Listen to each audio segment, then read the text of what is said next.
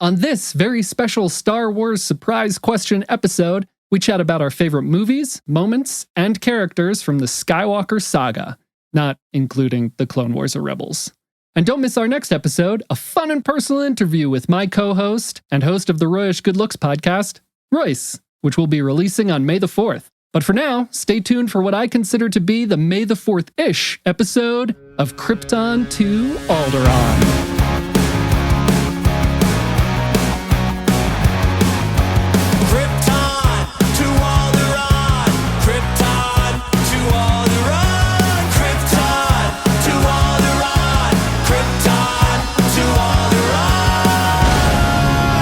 Welcome, everyone, to Krypton to Alderaan, just a simple podcast trying to make its way on the internet. I'm Joey, and with me is Royce. Hello, podcast. Robin. Hello. And Dr. Lorelei. Hello. And we're the podcast that talks all about nerdy pop culture stuff, but it's mostly Star Wars. If you'd like to get in touch with us, reach out.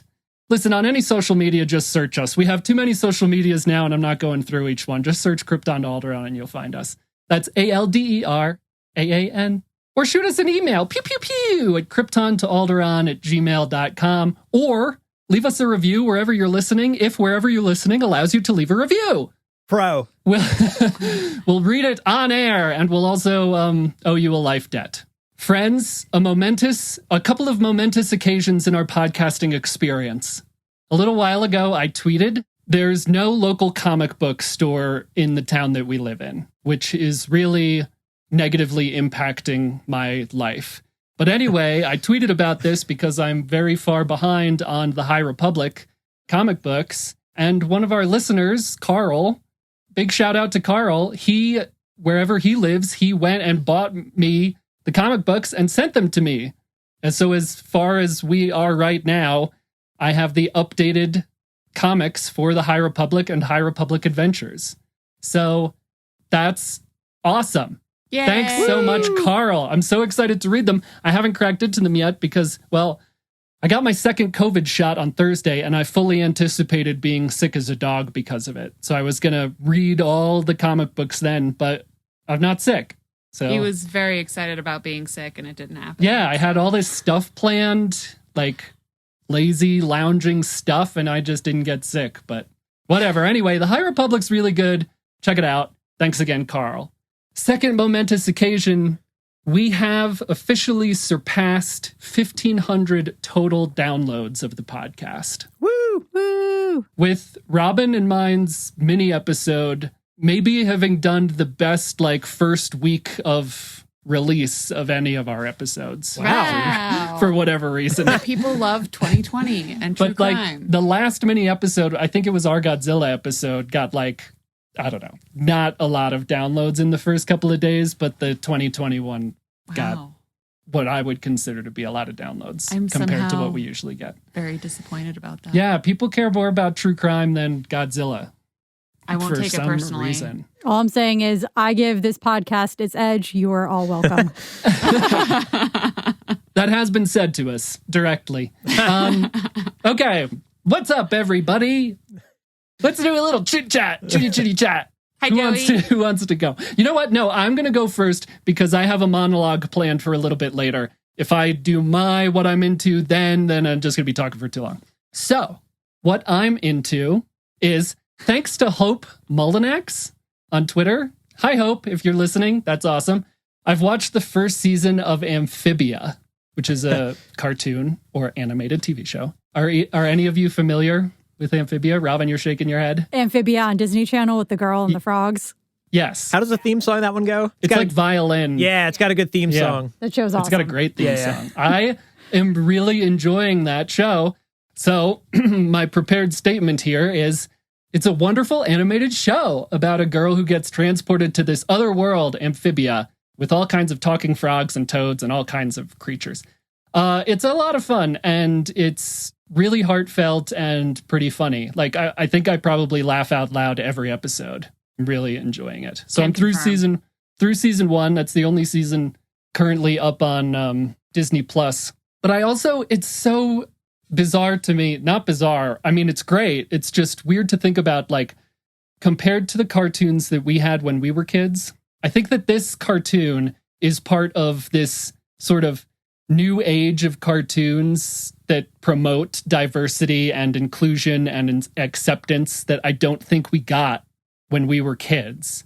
I just can't think of it. I watched a lot of cartoons, and I still do, and I just can't sort of compare it to anything.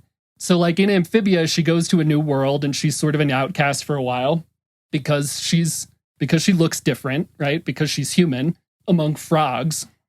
And there's also some racial elements, like we know that she's Thai. Is Thai a race? Mm-hmm. Okay, we know that she's Thai. So there's that context in there as well. Like she goes there and she feels different, but she's like, it's a conversation about acceptance and for anybody. And actually, like the town that her new frog family lives in, Wortwood, the town motto is slow to accept and even slower to respect. Ooh. Which I think is just so incredibly American, you know? It's just that, like, that part of it's very on your nose, and I think that really points to it being a commentary on all this. And then there's the toads who rule over the frogs and think the frogs are inferior. There's just so much of that. And I think this show and shows like Steven Universe and Kipo and the Age of the Wonder Beasts, they're all incredibly good, and they all promote acceptance and inclusion and diversity and all that stuff, which I think is really great and hopefully has a very positive effect on not only kids seeing themselves in the show, like someone who looks like them being accepted and all that stuff, but for also kids learning understanding and acceptance and respect and all that stuff. So that's what I'm into, and I love it, and I love that that's the way these shows are going. Can anybody think of a show from when we were kids that had that theme to it, or those themes within it, I guess? Because I couldn't. No. Not a one. Yep. But we have seen a lot of Amphibia, and I've definitely enjoyed it. I would never binge it, but Robin puts on like the Disney cartoons and just leaves them on. So we watch that, and then that one that's The Simpsons. Big City Greens. Yeah. Oh, yeah. Never watched it. That one's basically The Simpsons, but Disney-fied. That show's awesome. I loved Amphibia. I totally binged it. I also love Steven Universe and Kipo and the Age of Wonder Beasts. And if you're interested in shows like Amphibia, I mean, they're not alike, really, but they're really good shows. Anyway, who wants to go next? Royce, what do you got? I can go with another cartoon. Well, also, we're continuing our soft binge with Mad Men just to keep everyone updated. we're in season 3 now. It's getting kind of serious. But let's talk about cartoons, since we're talking about cartoons. And I meant to bring this up last time we recorded because I think that's when we finished it. But Solar Opposites, season 2 on Hulu. Not much of a season. It's like 6 episodes. Is that what's going to count as a season of television from now on? I think it was 8. 8? Yeah. I don't know. Whatever. It was short either way. It was over before it began, you know? Yeah. And it's a 20-minute show, so 8 episodes. It's an afternoon. Well, what's Rick and Morty? I mean, Rick and Morty is... it's half an hour and maybe like 8 to 10 episodes a season. Yeah, exactly. That's crazy to think about how they design seasons of television now. Okay, it's 8, confirmed by Robin. 2 seasons. Fact-checking Robin. 8 episodes apiece. But it was really fun. And it was, like I said, over too soon. By the time you get to the last episode, like, they were starting to almost develop some of the lore of the show. Have you been watching any of it? No. So it's like, it's basically, it's Rick and Morty. If you like Rick and Morty, you'll like Solar Opposites. It's the same exact thing, really. It's like spacey and profane and silly. It's an alien family that crash lands on Earth because their planet blows up. And the idea is like they're going to go and find a new planet and terraform it and have that become like their new homeworld. But they crash on Earth and they're like, we don't fit in here. And it's weird. But they're also aliens. They have advanced technology. So there's lots of quirky little side adventures that ensue. I guess I don't want to spoil it if no one's seen it, but I enjoy it. I want to see more. They kept making like fourth wall breaking jokes that like Hulu doesn't give them enough money. And they're like, that's hilarious. If we had a budget, we could do a really crazy adventure this week. Who knows? Maybe there won't be another season. They made it seem like they don't have any budget to make more. They did the Arrested Development thing. Like, please watch this show. Right. I don't know. I thought people were liking it, but I don't watch it. And maybe I'm the one who would make or break the... Sorry. So I'm sorry for saying that, everyone. You're the one, Joey. I'm sorry to everyone for saying that. Robin, do you have a thing, or do you want me to ask you what's new on 2020? We didn't watch 2020 this week, so we can't even... That's as much air as I can get in. I can definitely write off the cartoon theme. Not that it's anything new at all, but I feel like Disney XD has been playing a lot of Gravity Falls, which that's one show that anytime it's on, I'm going to put it on. I don't care if it's I've seen it 800 times. And every once in a while, they'll do a marathon and it'll be like every single episode and they'll just play it for like multiple days. And I feel like they've been doing that a lot this past year. So it was on a few days ago and I watched a bunch. Doesn't that show tie in with Amphibia? Aren't they in like the same universe? Or am I thinking of different shows? I think you're thinking of a different show. But there is a character, somewhat recurring character in Gravity Falls that is voiced by Justin Roiland from Rick and Morty. He's a time traveler, time anomaly stopper guy. And he sounds pretty much exactly like all of his other characters. And he says lots of weird, quirky things. Oh, geez, I'm a traveling time stopper guy. Pretty much. I watched like maybe the first season or maybe not quite the first season, and I really, really liked it. And there's no reason why I should not have watched more of it. It's a really great show. I would watch it over many other things pretty much every day. Also, another great theme song on that show. The kids' shows really know how to grab the attention with the theme songs. I got to tell you, I listened to the soundtrack to Kipo and the Age of the Wonder Beasts. I just put the soundtrack on. The theme song is like very sort of Matt and Kimmy, which I really like. There's no singing and it's pretty short, but it's just the whole soundtrack's great. What cartoons do you like, Lorelai? Do I have to talk about a cartoon? You do not. Okay. I guess what I'm into most recently, you know what I'm going to say. Yeah. But you guys have talked about doing your soft binge. We did a hard binge yesterday. I'm pretty embarrassed about it. I'm not. I'm just owning it. But we watched the whole first season, which is all that exists of Shadow and Bone, which is like a fantasy series. And normally, to be honest, I'm not usually into like fantasies. Like, I guess I watched Game of Thrones. I liked Game of Thrones, but watching this show kind of made me realize like what Game of Thrones was missing, which is like fun. Yeah. This show is a lot more fun and a lot like it doesn't have, I mean, it just goes to show that you can make a good show that doesn't have all the gore and all the like nastiness, and it was still like just as effective as a show. So it was super cool. I think I often dislike these fantasy series when they just like drop you into the world without really explaining what's going on, and it can be kind of difficult to figure out like what's happening, which was true to a certain extent in this show, but it was a little bit easier to catch on to what was going on. And there's magic and there's creatures. You've got everything. There's firebenders and there's bloodbenders and there's airbenders. It's everything you could ever want. I know. But I think they do, you're saying it as if it's, exactly like Avatar: The Last Airbender. I think they have like sort of an interesting different take on like how this sort of like magic works, where different people can manipulate different materials or like properties, I guess. But no, it was just really fun. Highly recommend. Easy to binge. It's also one thing about Game of Thrones that is annoying is that like one thing happens every episode and then the rest is just like people talking. And this show progressed really quickly. Like it didn't feel slow. Like the thing that I thought was going to happen like maybe in the last episode or maybe wouldn't happen at all in the first season happened in like the third episode. So it was just nice to kind of like, it just like kept moving. And yeah, anyway. And also a very diverse and interesting cast. Where can we find it? You can find it on Netflix. Thanks, Netflix. I think it's like it was books first. It was books. It's a series of like YA young novels. adult. novels. And who doesn't love a good young adult novel? I would say sometimes me, but sometimes not me. But I'd be interested to see how the books differ from the show. But yeah, and it's got Ben Barnes in it from that show with the robots taking over the world. Westworld. Westworld. Yeah. Anyway, it's good. Check it out. And that's it. On to the next thing.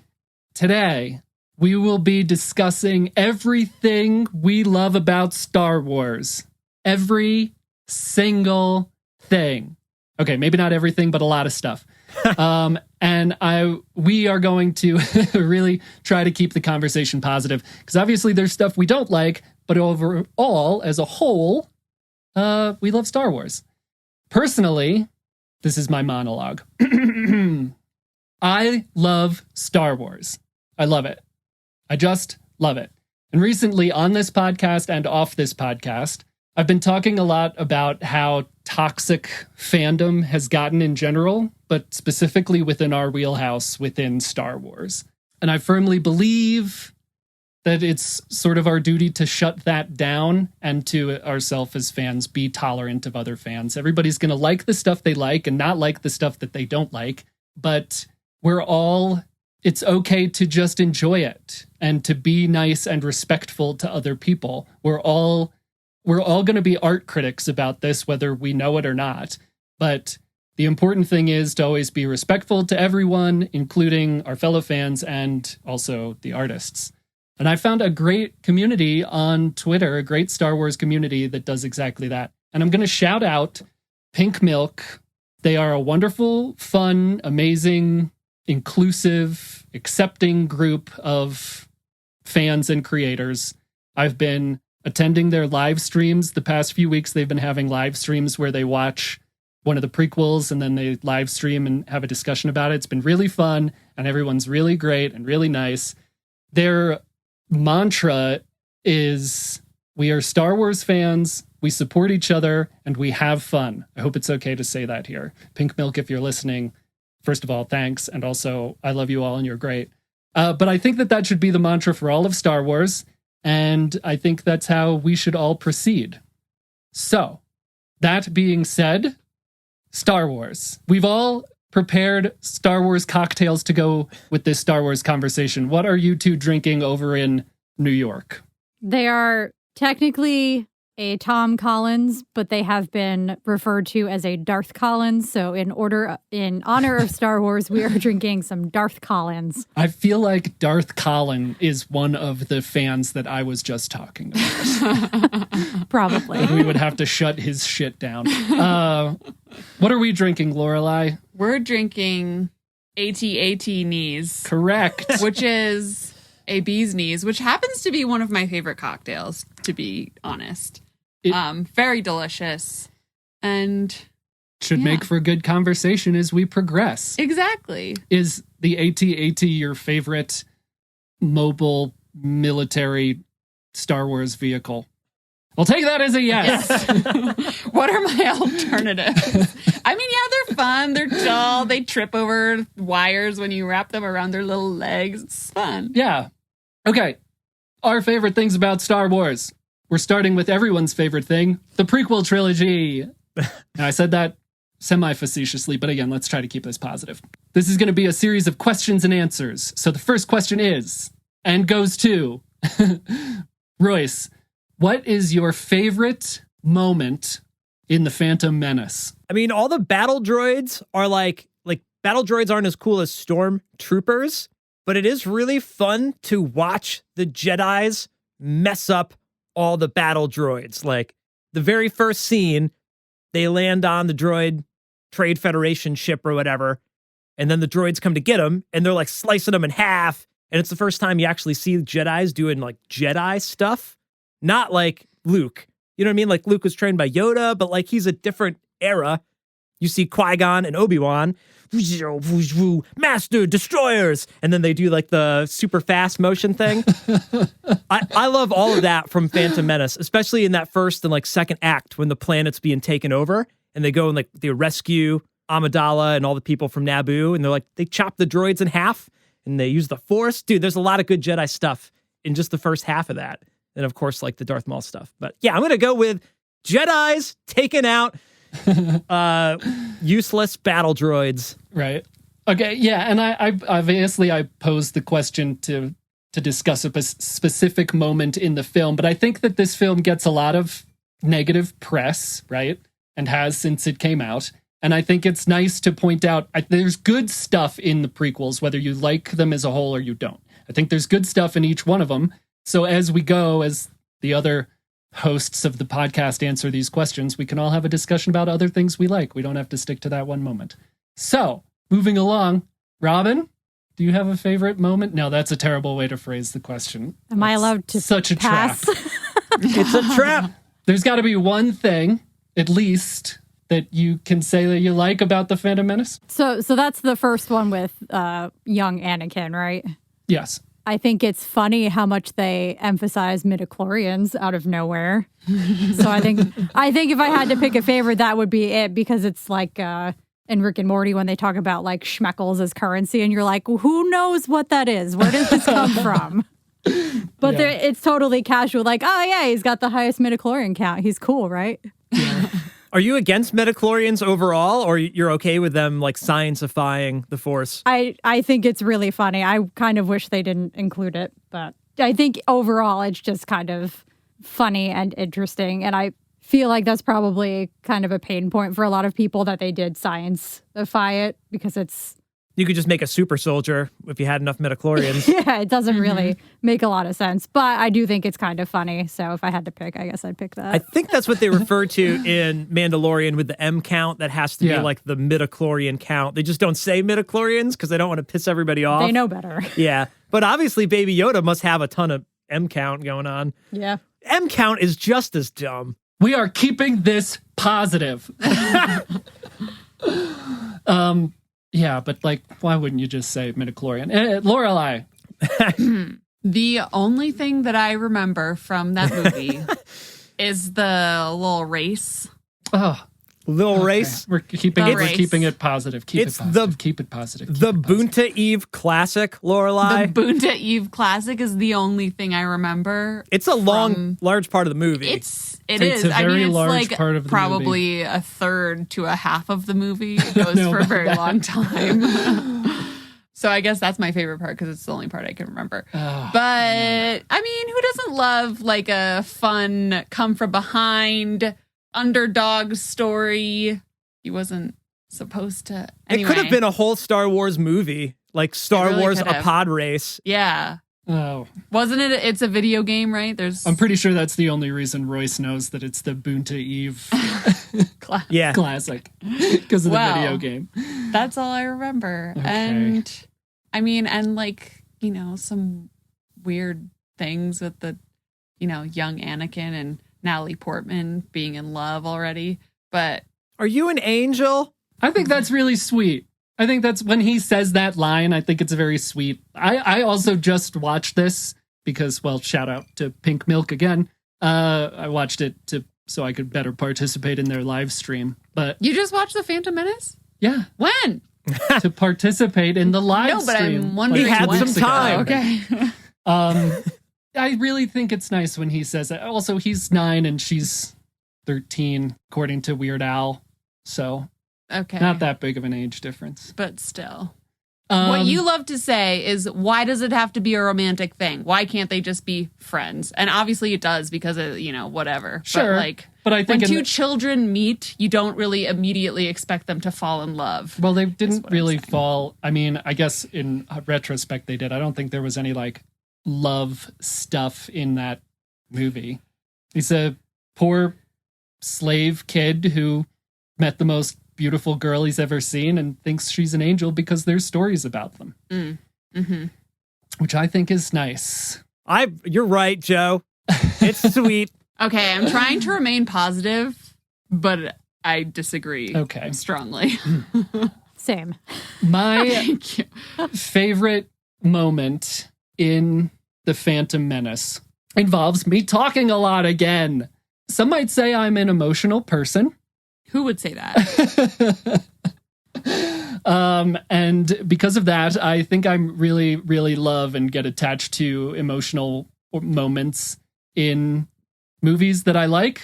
You know, like that heart-swelling, eyes-welling moment. Do you all know what I'm talking about? Mm-hmm. Specifically, I can point out the scene in Avengers when Bruce Banner's like, "That's my secret, Captain. I'm always angry." And like my heart grows 3 times as big and my eyes tear up and I'm like, "Oh, it's beautiful." And but I don't really get that from a lot of the Star Wars movies, but I do get that a lot from the Clone Wars and Star Wars Rebels and the High Republic stuff, but that's besides the point. But I get that feeling in The Phantom Menace every single time when Anakin is leaving Shmi.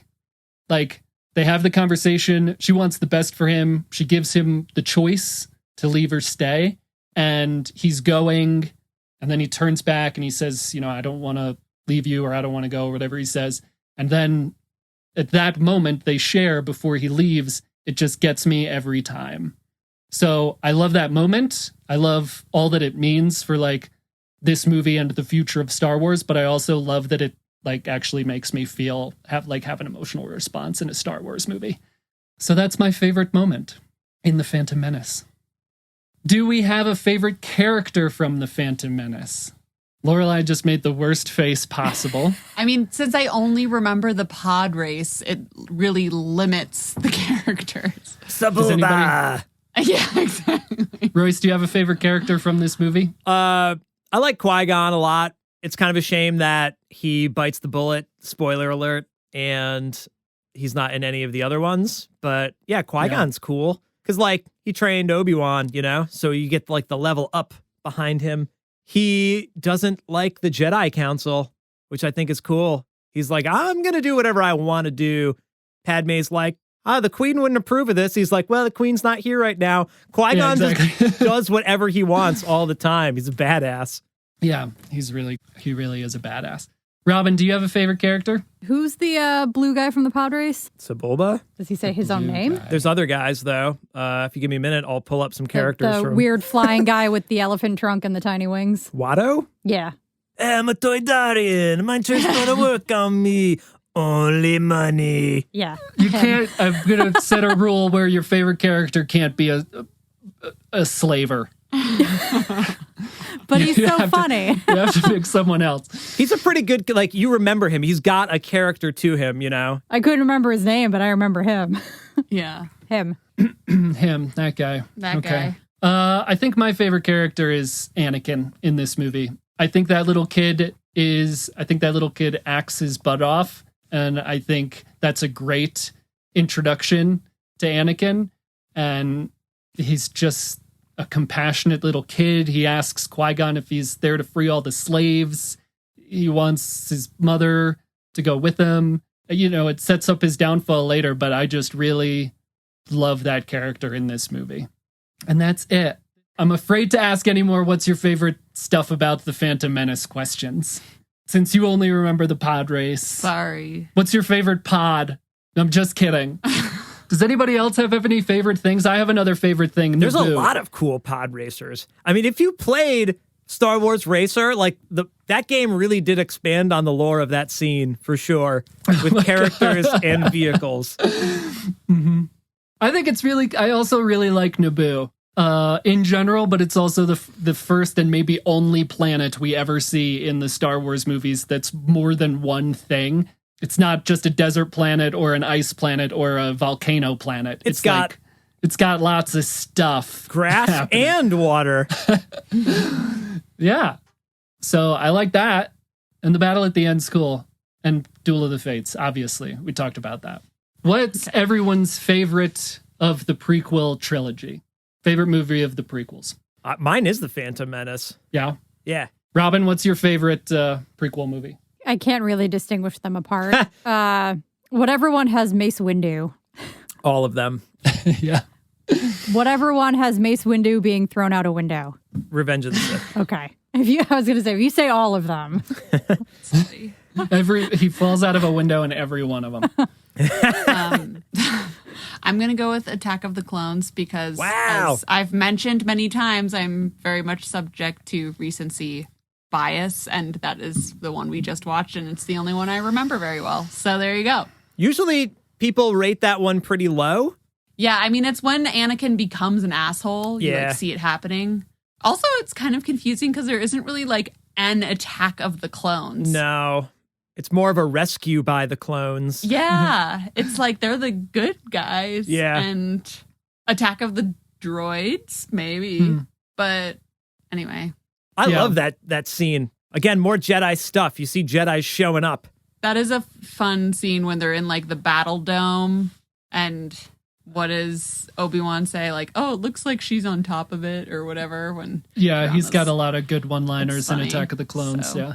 Anyway, that's what I'm going to stick with. They show up and Obi-Wan's tied up and Anakin's like, we were coming to rescue you. And Obi-Wan just looks up at his chains and he's like, good job. The Jedi are kind of not nice throughout this trilogy. Why is the Phantom Menace your favorite, Royce? I always like the original. It's like, I like the original Star Wars, A New Hope, and I like The Force Awakens. Everything that follows them is like never quite as good. I know people like Empire, or maybe you like Last Jedi, or maybe you like Attack of the Clones, but there's something about like the first part of the story that's like usually always good, and almost not always, but more often than not, like the ending is never as good as the beginning, ever. Yep. Almost ever. That's funny because I think that I like Revenge of the Sith. I think Revenge of the Sith might be my favorite, which is like, I think the popular answer, but I have just watched all three of these and there's just something about the culmination of them all in Revenge of the Sith. I also think it's directed the best out of the three. And it really, really shows. And just the downfall of Anakin and the music and the action. I think it's my favorite of the three. So there we go. I do have a favorite scene from Attack of the Clones, though, and it might be my favorite scene in the prequel trilogy is the Obi-Wan v. Jango Fett on Camino scene. I just love it. As the internet says these days, it lives rent-free in my head. Okay, moving on to everyone's favorite. The original trilogy. What's everyone's favorite original trilogy film? Robin, sorry, I left it hanging. Probably A New Hope. How come? Probably for similar reasons that Royce is pointing out, where the first one is always kind of the best, and it sets up all the characters and it sets up all the stories, and it has just so much good stuff in it. And the other two movies have to play off of everything that this movie sets up. A New Hope is like the most pure George Lucas thing ever. Like, it has the most quirkiness of like all of them. Other Star Wars movies are certainly quirky, but that's just like the original quirky. The first things that popped into his head made it into that movie. Everything else like derives off of that. But again, like your first album or whatever, it's like everything up until that point, boom. And then it got big and made a ton of money and he had to do it again. And also, he didn't direct the other two in that trilogy. So, like, it literally is, that is Star Wars. It's the guy that made up Star Wars made that movie. It wasn't like, I wrote a script, now you direct it. I think he didn't want to direct them, and I think he didn't want to direct the prequels either. Well, I know he didn't, because I just watched a thing about him saying he wanted Steven Spielberg to direct the prequels, but Spielberg wouldn't. Apparently, Wait, Spielberg... you sent me that. Spielberg was supposed to direct Return of the Jedi, but he wasn't allowed to hire him because he's not in, like, the writer guild or whatever, because he wouldn't show the credits at the beginning of his movies. So he wasn't allowed to hire Spielberg because of that. Something like that. That's funny. So, Robin, do you have a favorite moment from A New Hope? Probably when he meets Obi-Wan for the first time and he doesn't really realize who Obi-Wan is, and Obi-Wan's just kind of being real coy and sneaky about it. Of course I know him. Yeah. It's me. Yeah. That's probably what I would pick. What a troll. Yeah. Obi-Wan is such a troll. It's just like that Attack of the Clones scene. Like, he's kind of a jerk. Yeah. That's probably my favorite part. He's me. Yoda. You seek Yoda. Yoda wouldn't even tell Luke that he's Yoda. He like led him all around first. Who's your favorite character from A New Hope? I mean, probably Obi-Wan for that reason. Yeah. No, he does a great job. He's definitely the best character in that movie. Yeah, I just love him. He's just so good. Agreed. Grace, what's your favorite's A New Hope? You got a favorite moment? Man, definitely hard to pick. Binary Sunset's cool. Meeting Obi-Wan is cool. that, especially that one scene where he's like, I knew your father and the Clone Wars and Jedi. There's so much like exposition there, but like Obi-Wan delivers it so like awesome, or Alec Guinness does, where you're like, wow, that's a great story, Grandpa. But probably like when they leave the Death Star, and oh man, there's so many good moments. Probably when they're like being chased by the TIE fighters right after leaving the Death Star. And like they've finally kind of linked up with Leia, and they're both shooting the guns. Leia and Chewie are driving the ship, and they go to the hidden base on Yavin 4. And all the space stuff is cool at the end. Yeah. Anytime there's a spaceship, I'm going to be pretty happy, I think. Oh, man. Going back a little bit, that's another thing that I love about Revenge of the Sith. The opening scene is the best in the prequels, but it also opens to now I can't think of it, the triangular big ships. The like Republic Star Destroyers? Yes. And the Anakin and Obi-Wan and the Jedi starfighters, and then it pans down and you see the actual space battle going on. It's just an incredible opening scene, and the music, and it's just great. Lorelai, what's your favorite of the original trilogy? I think I will also go with A New Hope. And interesting. I know, right? I mean, for one, it's the movie I've seen the most out of all of them. So I'm most familiar, and everyone knows that we all love what we're most familiar with. Yeah. But I think it like Royce and Robin had a point when it's like, I think it stands on its own in a way that none of the other movies do, just because like this was the first movie, and I assume George Lucas didn't know if there was going to be another one. You know, he had like dreamed up this he had dreamed up this whole universe and this whole storyline and like all the backstory and like, you know, all of that. And he knew he had one shot. And so he like picked this moment of that whole story that you so love. And he was like, this is the part that I'm going to show people and hope they buy into it. Right. And I think he's, you know, he was right. And he picked like one of the most pivotal moments and picked like a very interesting intersection of all these characters that we kind of learn about. So, and he picked, you know, maybe parts that people would, I don't know if they would most identify with, but most like, you know, it's sort of like, you know, Harry Potter in a way, when everybody wants to wake up and find out they're a wizard, right? Like, you know, everyone wants to get that letter to Hogwarts, and like Luke gets the letter, and it's like he finds out he's actually a Jedi, and it's like he's like actually this critical person in the universe, and he thought he was just like a random dude.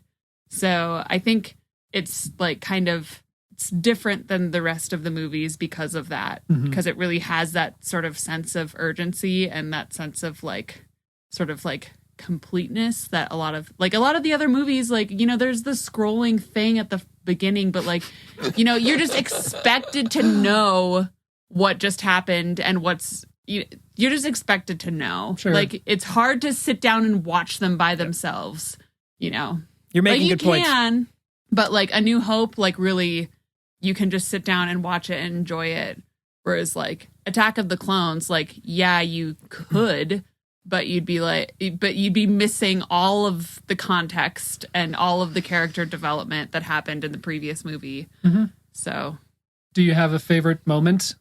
Well, let's just talk about what you just said a little bit. I want to talk about it a little bit, because it was the start of everything, and it's 3 out of 4 of our favorite of the original trilogy. And that's always going to be a sequel thing, right? You're always going to either be able to say that the original was the best and laid the groundwork, and that the sequels are never as good because of that. Or you could say that the sequels were the chance for the creators to improve off of the test that was the original. I think that kind of thing gets a little muddy with the original trilogy because, as we've said, Lucas didn't go on to direct the other two. But it did set up not only Empire and Return of the Jedi, but every single thing we have. The 3 trilogies, my comic books, the action figures up there, the art, the cartoons, the fanfic. I mean, it's permeated all of our reality. So there's something very strong to be said about it. We'll say that, although it is not my favorite of the original trilogy. Well, it's 3 against 1. So you're wrong. No, we're keeping it positive. I think one of the fun parts about this movie is it's like when the gang gets together, right? I guess it's hard to put my finger on like my favorite character, but like, you know, Luke and Leia and, you know, Han and Chewbacca, like the crew and like that could be your favorite moment. Yeah, the formation of the found family or the team. Exactly. Like they, you know, they make their little crew of people that's going, persists throughout the rest of the movies. You know, they're like always kind of together. I mean, not always together, but the whole like Death Star scene where like they rescue Leia and like they all have completely different motives at that point in time. But like you said, there's that band of brothers. Yeah. They all come together. Does anyone like Empire? I like Empire. So throughout my life, my favorite of the original trilogies has changed. It was A New Hope, and then it was Return of the Jedi for a really long time. And I think now it's Empire, which again is probably the most popular answer. But there's just so much of it that I love. I could probably just watch it and then immediately turn it back on again. I love all of it. I would say my favorite moment is, maybe it's boring, but when Yoda is training Luke and Luke can't get the X-Wing out of the swamp. And Yoda's speech, I think, is probably my favorite part, where judge me by my size, my ally is the Force, luminous beings are we, that whole thing, which to me is the most intriguing part of Star Wars at that point. Like, we've had A New Hope and half of Empire at that point, and I think that that's the point that really hooks me. I mean, I don't know, I'm hooked by the time I'm understanding how to articulate any of this anyway, but just the idea of everything that Yoda discusses in that moment is just so like, tell me more, you know? I just love it. And so, yeah, I think my favorite character is probably Yoda from that movie, from my favorite of the original trilogy. Solid. I think that being said, Return of the Jedi gets probably the most hate out of the original trilogy, but I think it's really solid and just really good. I like all of the original trilogy. Yeah. And I have like favorite parts of every movie. I really love the Hoth battle in Empire. Like, that's amazing. And you get new ships and you get the AT-AT walkers. And it's like, what is this? This is crazy. And they're on an ice planet. Like, why was your secret base there of all places? You were just in the jungle. It's like, oh, we got to go to the complete opposite, I guess. It's insane and like wild Star Wars stuff. Yeah. That intro is great. I like the Endor battle on Return of the Jedi and the space battle there too. Like, that's amazing. But A New Hope is the one, though, period. It's like you said, if you had to show somebody Star Wars, you would have to show them Star Wars, A New Hope. Yeah. That's where everyone starts. It's more like starts wars. Sorry. Sorry again. Yeah, so I don't know, if we were continuing this conversation, I would say my favorite part of Return of the Jedi is the battle in the throne room. Am I picking all of the very cliche, boring moments? Like, not boring, but like everyone picks them, so it's boring. I just love that. That's like the Luke's been working his way up, and then a little bit of a downfall for Luke, but then no, there's good in him and there's good in me. And it's like the second out of 3 times in the trilogies that Palpatine gets shocked by his own lightning. It happens every trilogy. It's like, try something new. Anyway. Sequel trilogy time, unless anyone has anything else to add. Nope. Royce, what's your favorite of the sequel trilogy? Well, I already gave it away. The Force Awakens. The Force Awakens. 100,000 million, 1,000 million %. Can you tell us why, without shitting on the sequels to that movie? Like you just said with Yoda, or like the Obi-Wan scene in A New Hope, like you get some more lore that they like sprinkle in, and you're like, I need to know more. Like, especially with the scene with Luke at the very end, you're like, what is going on this island? I need to know more. And they leave it there. They leave it hanging. He's about to start talking about Lost. They really mess with you at the end of Force Awakens, but you want to know more. And you want to know what the deal with Rey is, because she doesn't have parents. And Maz Kanata has the scene where she's like, who's the girl? And they lead you to believe all this like J.J. Abrams mystery box stuff, which is great. Like, what are the Clone Wars? What is the Force? What are Jedi? who is Luke's father or whatever. I guess you're led to believe he's a Jedi, but then you find out he's Vader, and oh my gosh, there's so much like crumbs that they leave throughout a lot of Star Wars, but Force Awakens does it really well. And then you get to the other two movies, and they don't necessarily pick up the crumbs in my personal taste of how they should do it. They walk right by the crumbs like they don't even see them. Yeah. Somebody just sweeps the crumbs up and they throw them in the trash. Yeah. But that's why I like Force Awakens, because they leave you wanting more, you know? Yeah.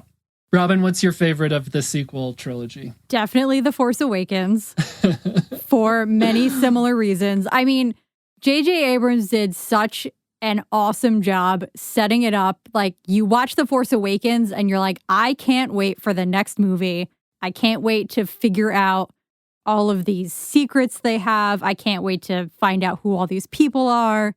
I'm going to end my statement there as far as that. But well, it's also really exciting. I remember the first like opening scene when like they're dropping down to Jakku. There's a crazy like score going on there. It's menacing. I remember my heart pounding and being like, I'm gonna have a freaking heart attack in the theater here. Like, the First Order stormtroopers are super menacing on Jakku. It's a really exciting film overall.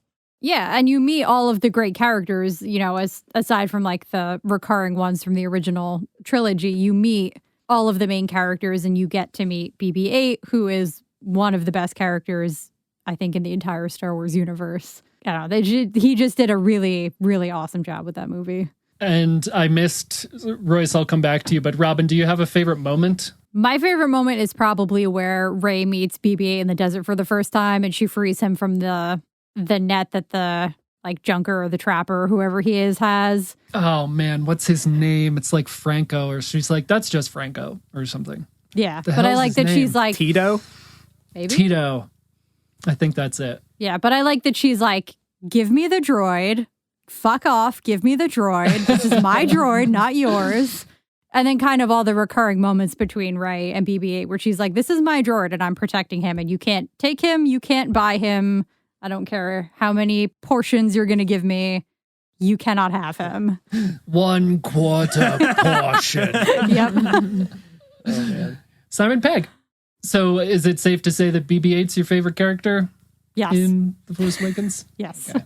Well, that's question asked and answered. Royce, do you have a favorite moment in The Force Awakens? Yeah, the Jakku stuff is cool with Rey. Like, where she's looking through the old Star Destroyer and scavenging for stuff. And she's like living in a AT-AT and she's got a helmet. Like, there's so much cool imagery there where she's like going through the desert.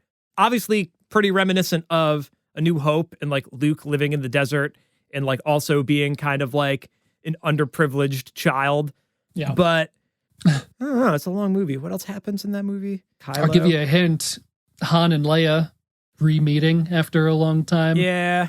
Han and Kylo on the bridge. I think it's just really interesting how they set up Rey. She sees all this Empire stuff. She sees all the Rebel stuff. And she's heard mysteries of the Jedi when she like meets up with Han. And he's like, yeah, all the rumors are true. And she's like, whoa. I like that setup with Rey. Again, there's a lot of cool little crumbs there. They picked him right up. You know, I never really thought I liked Rey, but I like Rey. Oh, man. Rey. I love Rey. I think she might be my favorite character in the Skywalker Saga. But that's a spoiler for the future. So, did you just answer, is Rey your favorite character in The Force Awakens? Rey eating a piece of bread in a AT-AT. Okay. Any love for Poe or Finn or... I really do love when Poe and Finn get together and he's like, we're going to break out of here. You need a pilot. Yeah, I need a pilot. and then he doesn't like shit on him after that. He's like, we're going to do this. That is a cool scene when they meet up. They have such a wonderful relationship in that movie. And then when they find each other again later, Finn has thought Poe died in the quicksand or whatever. And is that my jacket?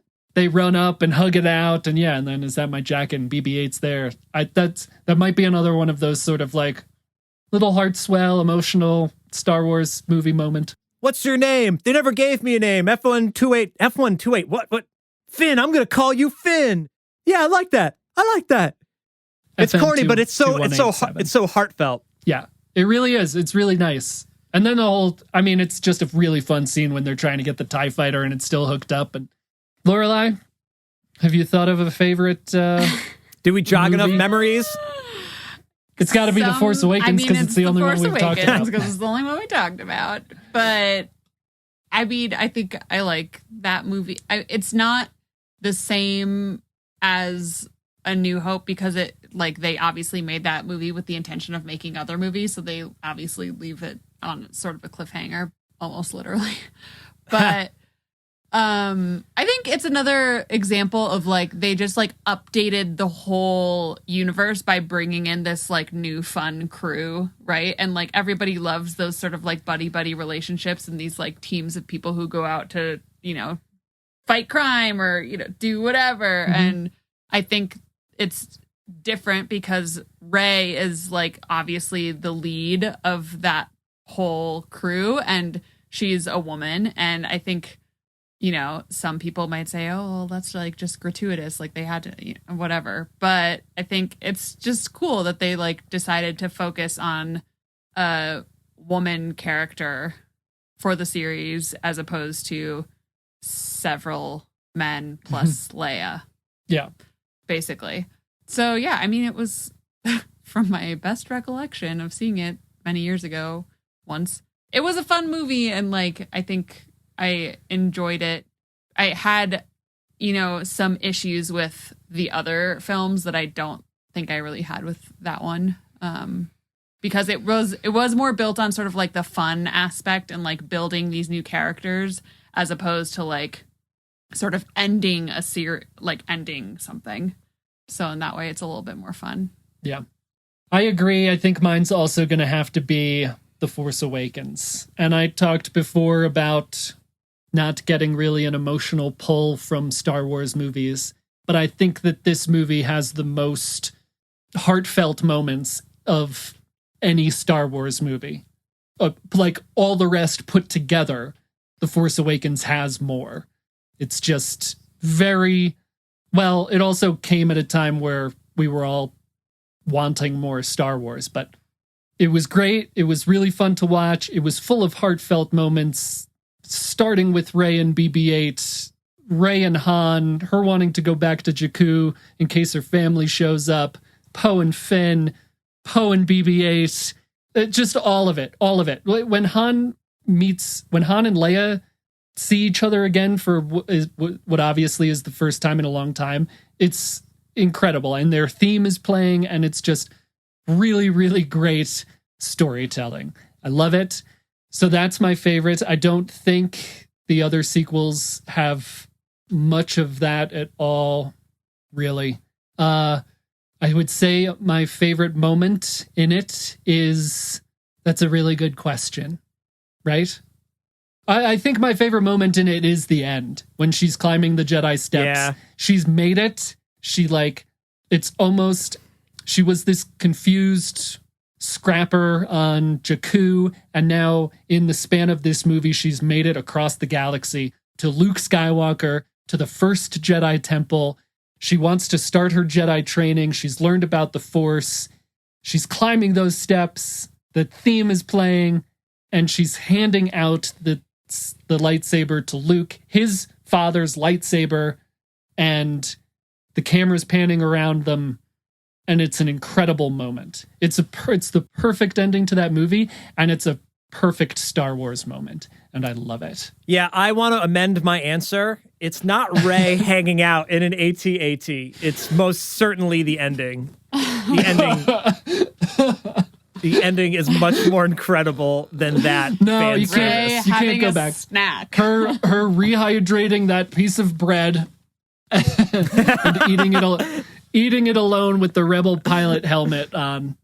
I love that imagery, but dude, you're right. For an actual story moment, I don't know one person that would say they didn't want to see the next movie after seeing that scene. Yep, it's just an incredible Star Wars scene. I don't think that this movie is... I don't think I could answer the question of who's my favorite character.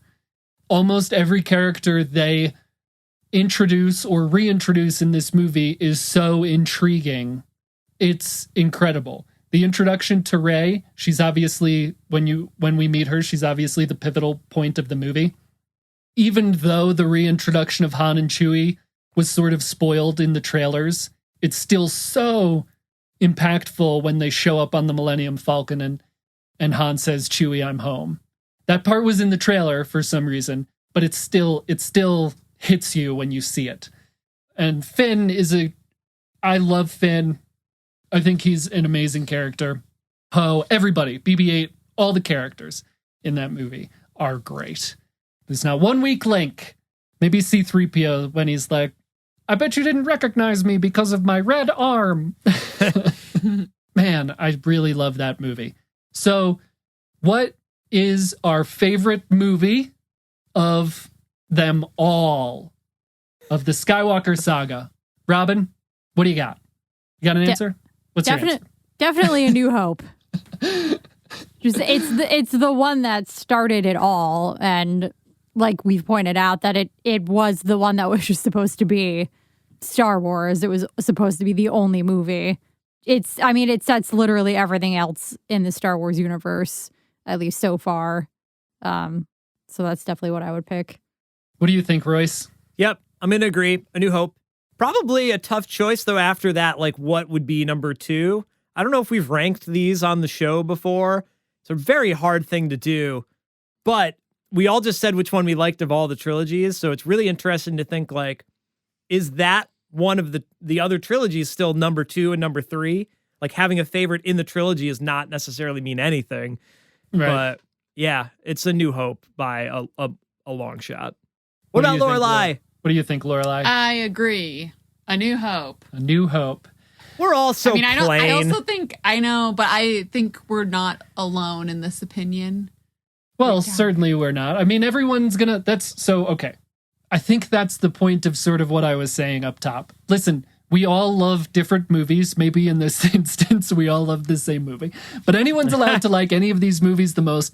I just love having these conversations about what we as individuals like most about Star Wars and why. I think it's so much fun because we love these properties. It's so much fun to talk about why we love them and which ones we love most and why. We're obviously not going to say, you love A New Hope and this is why you're wrong. That's such fucking annoying bullshit. That being said, I think my favorite of the Skywalker Saga is The Force Awakens. I think it has something to do with how I felt in the movie theater. Again, I think I said this during our music episode, but it was my first time as an adult. It was my first Star Wars experience as an adult in the cinema. I went to the premiere. I sat there. I waited for the crawl to start. The crawl started. I had a little kid heart attack. It was so special to me seeing that movie. And then on top of that, it was really good. And it's a movie I can go back to now and watch over and over and think it's better each time I watch it. It introduced new characters. It introduced new ideas of having obviously it was very important and impactful to have a lead woman role in cinematic Star Wars. And it was a great character. I can't think of a moment in that movie that I don't enjoy watching. Daisy Ridley is incredible. And also, it's all just incredible. And when Maz Kanata is talking to her about the Force and she's acting her ass off, Daisy Ridley, and she's crying and she's saying, I don't ever want to touch that again. It's just amazing. It's an amazing movie. It's my favorite. I love Star Wars. And that's all I have to say about that. We did it. We did our favorites. Yay. You know what it's time for now? It's surprise question time with Joey. This will be a multiple surprise questions time. I thought about making this a lightning round, but Surprises, I don't think any of us question could. Surprises, questions, it's time. like attorneys general. I just don't understand much of anything, really. First surprise question. This is going to be fun. What is your favorite Royish Good Looks Star Wars song? Lorelai. I actually have an answer to this one. It's Christmas on Tatooine. Obviously. So much cheer. So much fun. I mean, they're all So fun. much cheer, so much joy. Yeah. Oh boy. I mean, it's just so fun. Who doesn't love a good holiday Star Wars song? It's great. I mean, they're all great, but that's my favorite. Robin? I definitely would pick the Baby Yoda song. Ooh, Baby Yoda, not Baby Grogu or whatever that one's called. Baby Yoda. Baby Yoda. Got it. Royce, what's your favorite song that you've made? Well, I can't contradict myself since we already recorded an episode where I said, I tried some gotcha journalism and it didn't work. yeah. No, I'm not going to fall for it. I don't know if these are going to come out in succession or not, but no, obviously, just like A New Hope, like it's Hello from the Dark Side. Like the one ring to rule them all is that one. What do you think mine is? Is that a surprise That's question? the second surprise question. What does everybody think my favorite Royish good looks? No, it's Feel the Force. And it Nice. might be because of recency bias, but it's also every single... I've listened to that song 1,000 times. And every time I listen to it, I get goosebumps. I texted Royce, actually, and I told him that that song makes me appreciate the sequel trilogy more than I already did. That's how powerful that song is to me. Second surprise question. This comes from a listener. Motzenbopper. I did it right that time. Our favorite. Hi, Motzenbopper. More fun than a pillow fight. His question is, did Anakin bring balance to the Force? I'm so glad I had so much alcohol. Royce. I feel like we sort of talked. Did we not talk about this one at like very early on? If not, we've definitely talked about it on Not Podcast and just at a gathering at some point. Our other podcast, Not Podcast. Yeah, I don't know. This is an episode all to itself. Like, what is balance anyway? What does that really mean? But I guess if you look at like Return of the Jedi and then Vader like saving Luke from the Emperor, like that sort of brings balance. And then I think like the common trope is like, well, then Luke goes out and tries to find a bunch of Jedi and like that imbalances the Force again. Like, I don't know. Does Anakin bring it? Like, I suppose it's like temporarily, like he solved like the issue at hand for a period of time. With Yeah, no so I guess he hands. did. I guess he did bring balance to the Force. He did. It just didn't last. Robin? Do we define as bringing balance to the Force as murdering lots of children? Because then, yes, he for sure brought Yeah, that is a balance little to the funny. Force. Yeah, yeah. No, he didn't. Like, there's too much good, so he balanced it. Right. He just murdered a bunch of children. No, he's a terrible person. Yeah, was that in the prophecy? Like, there's going to be balance, but there's also going to be hell to pay. Yeah. No, I don't think he did. I think he was just kind of an asshole who did what he wanted to do.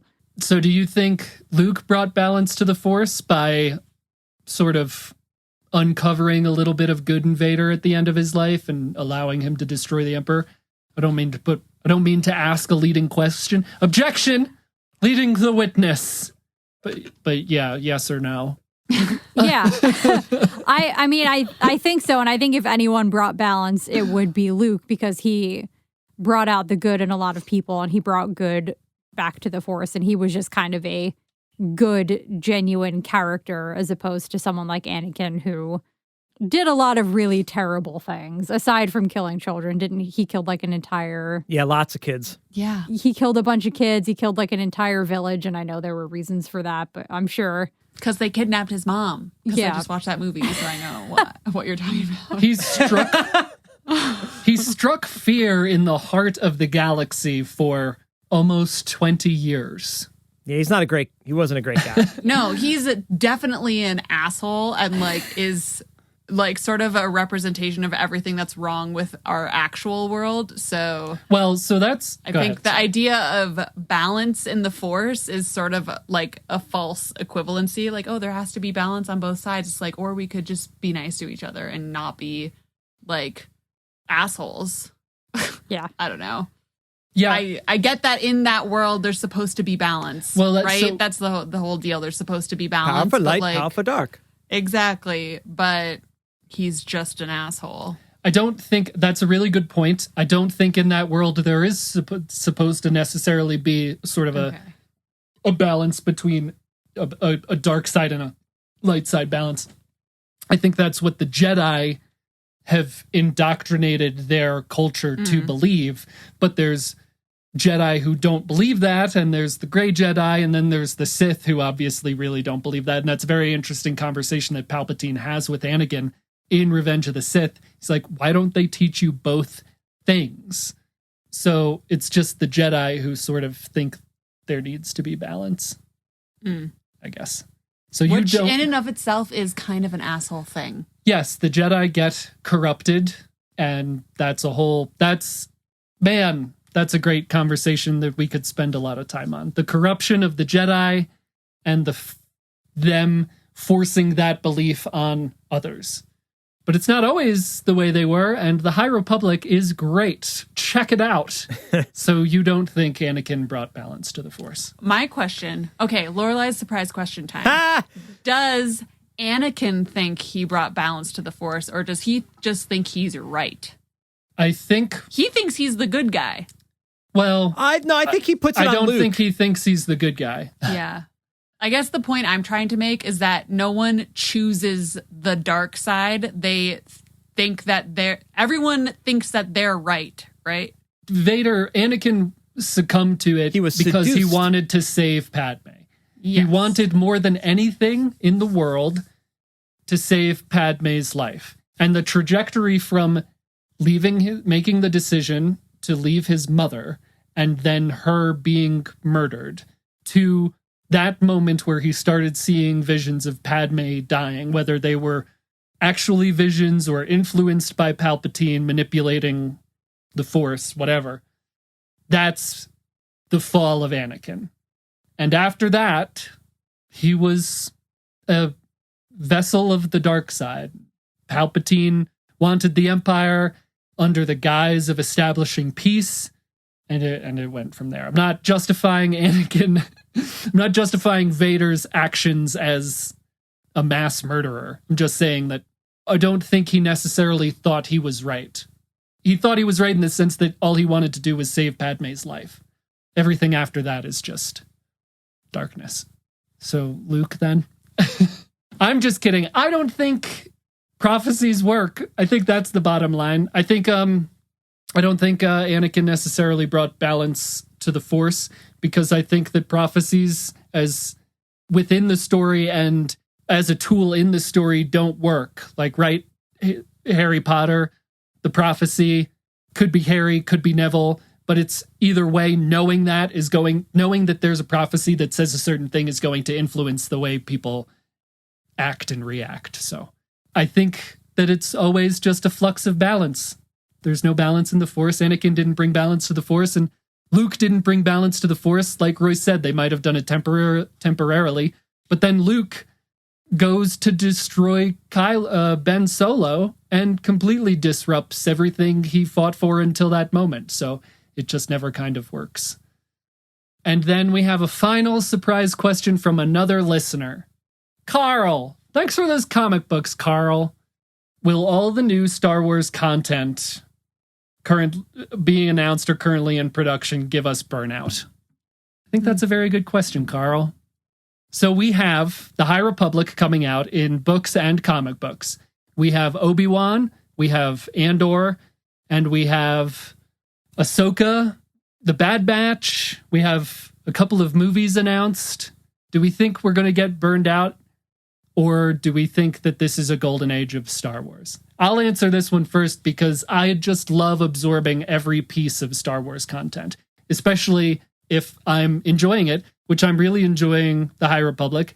I'm reading through the new Thrawn trilogy, which is also, in my opinion, incredible. Timothy Zahn just has this amount of storytelling within him that just flows out of him. He's creating so much. It's incredible. And we have the Bad Batch coming out on May 4th, which I'm really looking forward to because I love the Clone Wars. So I'm not going to get burnt out. I love all this stuff. And I hope it continues to be good. And I have high hopes that it will continue to be good. What do you think, Robin? Do you think you're going to get burnt out? Yeah. I mean, part of what I liked about Star Wars, and I didn't really start watching Star Wars till I was an adult, but I one of my favorite things was the anticipation when you're like, oh my God, that movie was so good. I can't wait for the next one, which will be in probably 2 to 3 years, possibly longer. I'm not really sure. And there's no other content. So I'm super excited. I can't wait for this next piece of content. But when they're constantly like, content drop, here's all this shit for you. It's, yeah, I'm not really looking forward to any of it. Like, there's just so much. Whereas like someone like Marvel, they announce it, but they're like, here's one thing. We're going to take a couple weeks off. We're going to give you another thing. We're going to give you a movie at some point. Here's a couple TV shows, but not all at the same time. They're all a little bit different. You're going to get a few weeks off in between because Falcon and the Winter Soldier is done. Loki's not coming out till like June. So you have some time to really get excited and look forward to it, where I feel like Star Wars is just kind of like, here's everything we're going to do for the next 8,000 years, and it's all going to come out relatively around the same time, and you're never going to be without a piece of Star Wars content. You're welcome. And that kind of kills it for me, because there's nothing really to look forward to, because it's just, there's always something there that you can be like, oh, look, a new Star Wars thing. Yeah, I agree. I mean, Marvel also does the thing where here's a million pieces of content, here's when everything's coming out. And of course, they always have comic books and all that stuff. I think something Star Wars is doing right now, which is nice, is that they're releasing content for everyone, in terms that there's comic books for the people that want to read the comic books. There's books for the people that want to read the books. There's animated TV shows for people who want that. There's movies on the horizon, and there's TV shows. But yeah, it is sort of a data dump. I agree. What do you think, Royce? Robin, you bring up a good point about anticipation, which is like what makes the payoff worth it.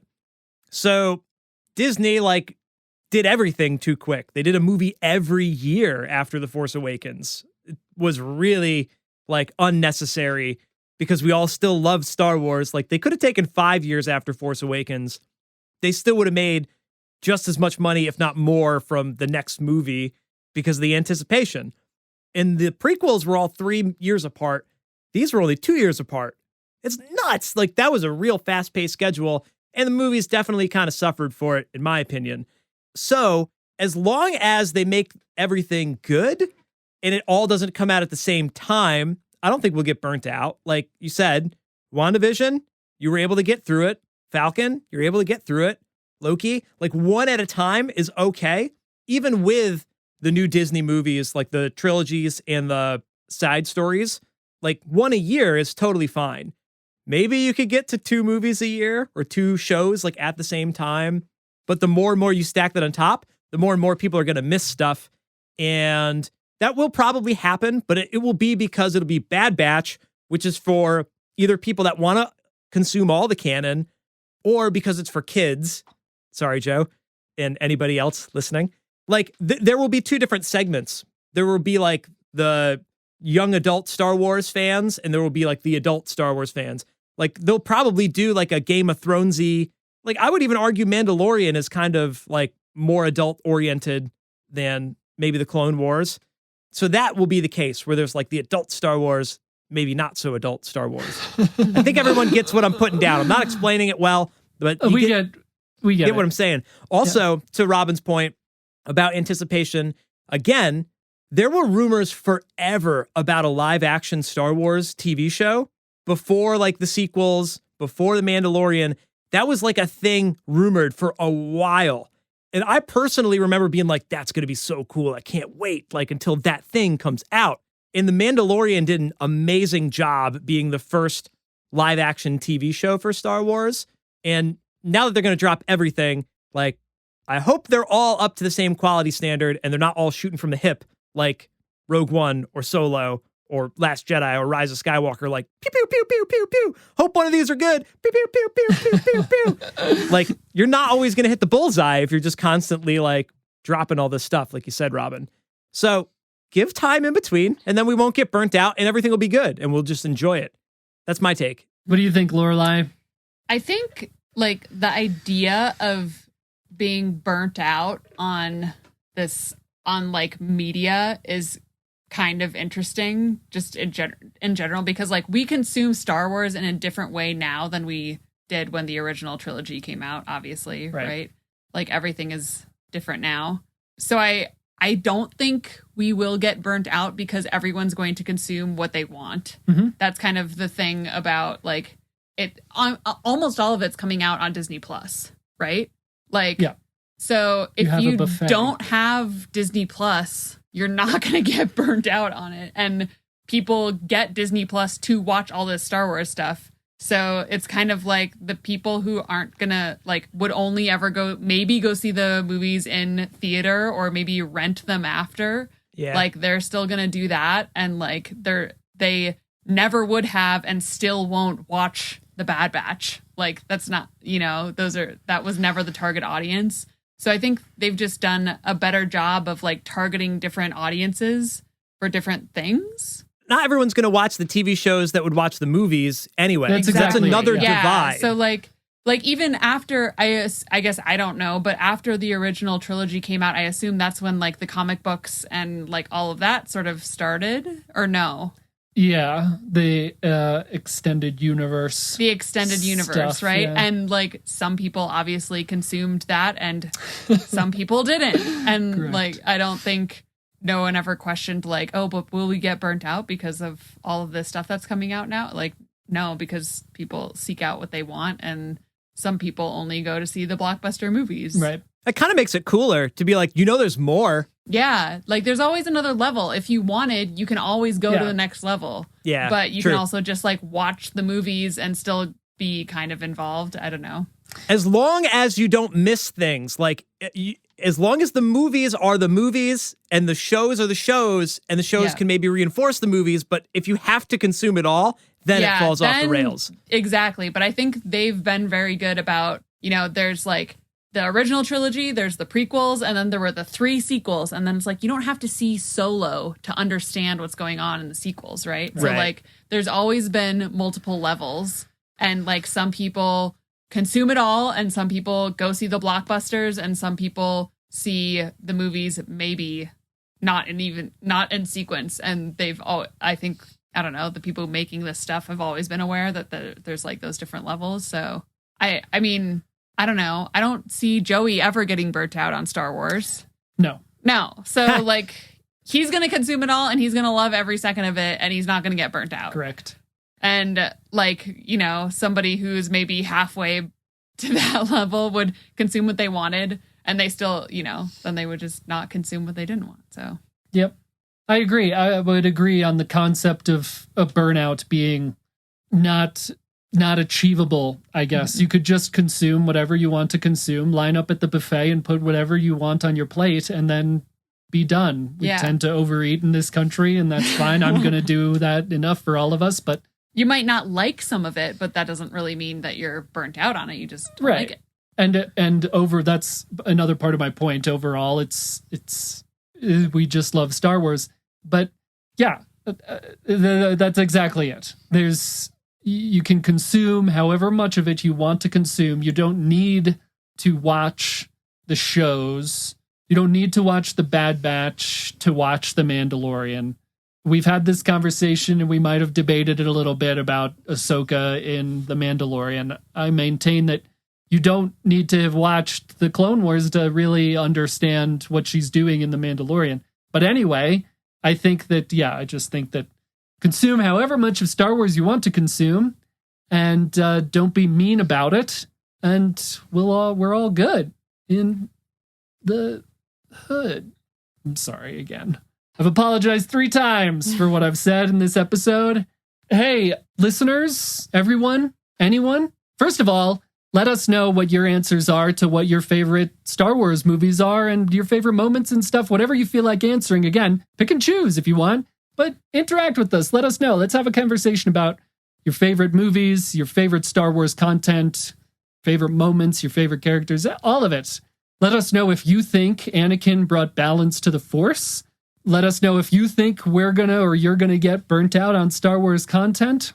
And most importantly, let us know what your favorite Royish Good Looks song, Star Wars song is. Or song in general, whatever. I don't know. Whatever you want. Let us know whatever you want. That was the most surprised question of all, I have to say. And it made me feel real good. So thanks for asking that one. Yay! Yay. And all of your answers were correct, by the way.